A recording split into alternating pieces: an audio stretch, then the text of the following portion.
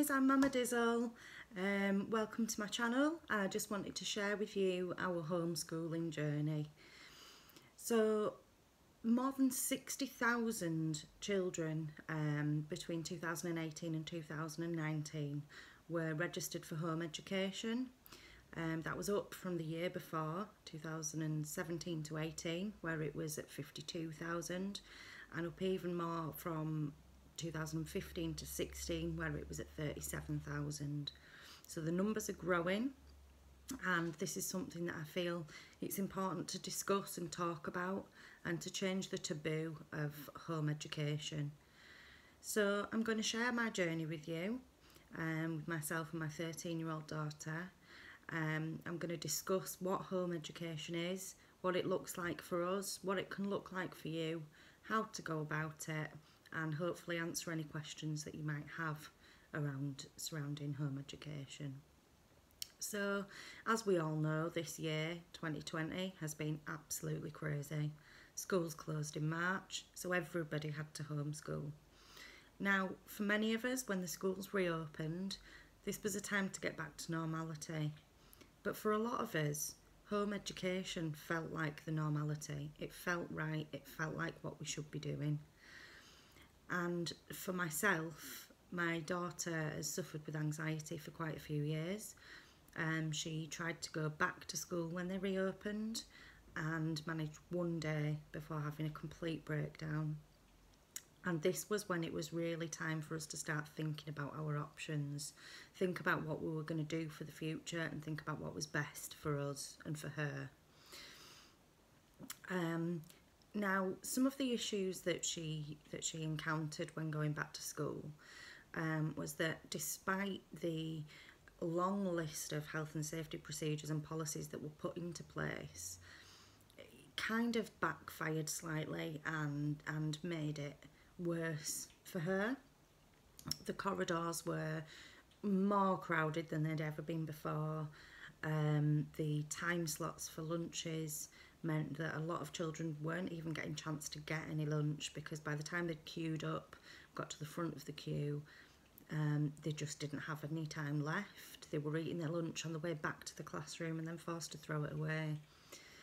Children who did get lunch or who took lunches in with them were made to sit outside regardless of the weather, because there wasn't the room inside for them. Now, this is something that, you know, was really concerning for myself. You know, how can a child learn if they're not in the right frame of mind, if they're stressed out, if they're anxious, and if they're hungry? It just doesn't work, and it's a recipe for disaster. In terms of the numbers, whether you believe it or not, is irrelevant. You know, it's not to do with my, well, for me personally, it's not to do with my fear of COVID-19 or the figures. However, the figures have risen. If you're going to believe what's being shown to us, the numbers have risen since the schools returned. But it was more to do with her mental health and her ability to learn for her future. So it wasn't a decision that we made lightly. It wasn't something that I decided for her. It was something that we took time, we researched, we had discussions after discussions after discussions. You know, we looked at all the options. We looked at, you know, how we could move forward for her and what she felt most comfortable doing. We did this through several avenues. We looked at the legislation, we read articles, we joined several groups on social media for homeschooling and home educating parents and children, and had discussions with people. You know, and I think this is really important, not to jump into something, but to really kind of think about it and plan it and weigh up your options and what the best decision's going to be. Big shout out to everyone on the groups. You're absolutely fantastic. There's so much support out there for you if you should decide that this is the way you want to go. So we're from a low income. You know, we don't live in a big house in the country. We live in a semi-detached in a village in the heart of Yorkshire. We you know, we make it work. The schools are closing bubbles, year groups are closing, parents are having to juggle having children in different year groups, different schools, with some of them being sent home, some of them still having to go in. It's really difficult, and you know, I think there's lots of factors that came into our decision to deregister and homeschool. So our journey so far, as I mentioned, my daughter went back to school for the first day of term and came home a mess. So after our discussions and research, we decided that we were going to go down the route of deregistering and homeschooling full time. So this was a really easy process for us. There's lots of links to your deregistration letter. I'll add one in the bottom for you to click on should you need to see a copy of it and see what to write to your school. All you do is write a letter or an email to your head teacher stating that you wish to deregister your child, what date you would wish for that to commence from, and then they take it from there. They contact their local authority, who will then get in touch with a form for elective home education. Now, it's entirely up to you what you put in the forms, how much detail or how little detail.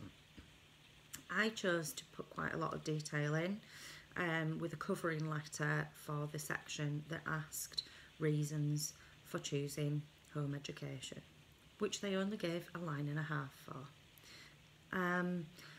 Now, the reason for this is I felt quite confident in what I'm doing. I have a degree in education, and I wanted to get my point across to them why we'd made the decision.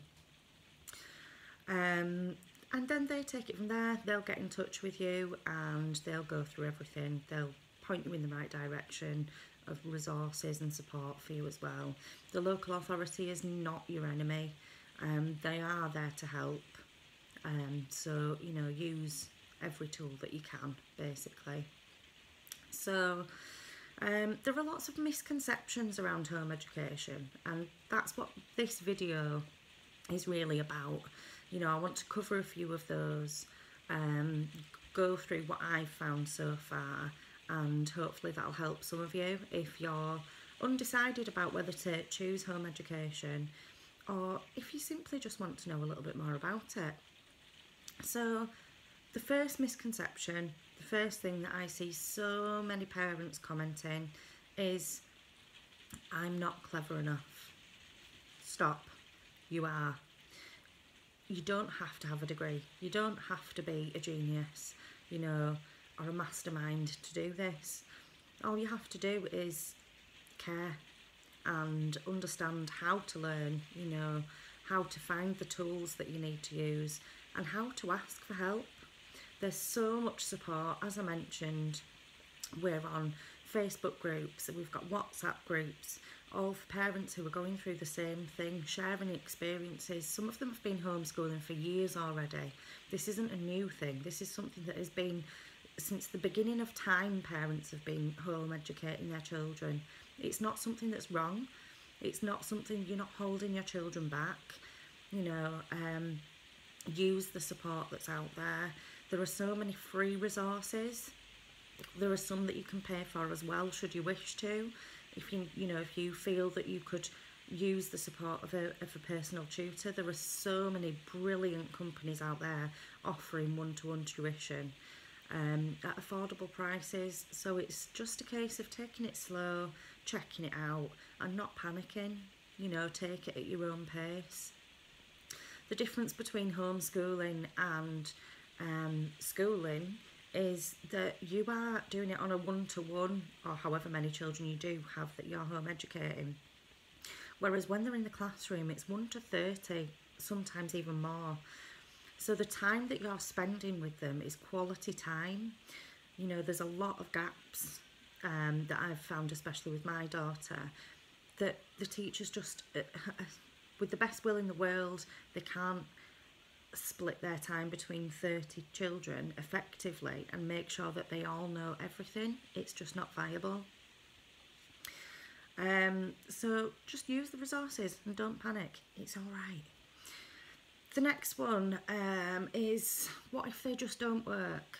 Now, especially with teenagers, this can be a real worry because we all know what we were like as a teenager. But let me tell you something, they want to, and I don't think we give them enough credit. You will be surprised when you get started. You find a way that works, you find a way that suits your children. If that is setting an alarm, having a timetable and a strict structure, or if that's letting them have a lie-in, letting them be rested and doing it at their own pace. Either way, I think you will be pleasantly surprised. It doesn't work for everybody, you're right, but you also always have the option to re-register them. Do not think that this is a permanent decision that you are tied to. Here in the UK, at least, you know, you have the right to an education. So if you find a few months, weeks, years down the line it's not working, absolutely fill out those forms and send them back if you wish to do so. Okay, nothing's set in stone. Another one is, I can't afford it. Now, as I mentioned, we are on a low income. You know, you've got to think about how much you spend on school uniforms, school trips, packed lunches, everything else that goes into, you know, school life that you pay for. Wearing the right shoes, wearing the right socks, having a tie, making sure you've got your bag, making sure you've got your lunchbox, making sure you've got water bottles. It can be so expensive, you know, and you just think about the money that you would spend and put that into the home education. It's a money minefield sending your children to school. You know, it's constantly letters, we need money for this, we need money for that. When you're home educating, you really find your own resources. There are so many free apps, resources. We use Duolingo for Spanish, you know, we use BBC Bite Size. We've paid for a few books to help with things like maths, but as a whole it's not costing so far as much as it would have done sending her to school. Ask your local community. My daughter really enjoys woodwork, so I put a shout out on our local group yesterday, asking if any joiners or craftsmen or anything had any pieces of wood offcuts that they wouldn't mind, you know, sharing with us, and the response has been outstanding. We've had a lovely lady give us a bag full of wooden letters and shapes that we can use for crafting, so thank you very much for that. You know, ask, you'll be surprised. A community is such a strong resource, and I think sometimes we forget to use it. Another one, what about exams? How are they going to get their GCSEs? How are they going to get their SATs, which is a big one? SATs exams are just to measure the school's progress. Don't get tricked into thinking they need to sit them. They don't. If you want to see where they are in their progress, you can download previous year's exam papers and go through them if you wish to, but you don't have to do a SATs. They're irrelevant. GCSEs, you can choose to sit them as an external candidate. It's easy to do. All you have to do is find an exam centre that takes external candidates and sign up. It's not the end of the world if they don't do the GCSEs. There are so many college courses and apprenticeships that will offer skills, the key skills, numeracy and literacy, as part of the course. You know, you don't need to think that no GCSEs means no future. It doesn't. There are so many ways around this to really move forward.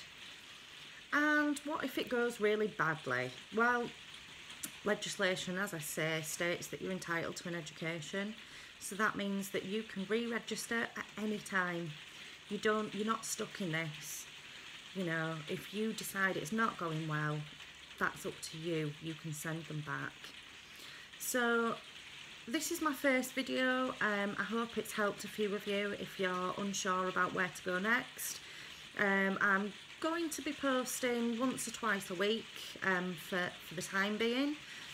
If there's anything you'd particularly like to know about, please send us a comment, like and share the video, subscribe, and then you'll get your notifications to see when I upload more videos. Hopefully we'll get my daughter on board with some videos in the future, but she's a little bit shy of the camera for the time being.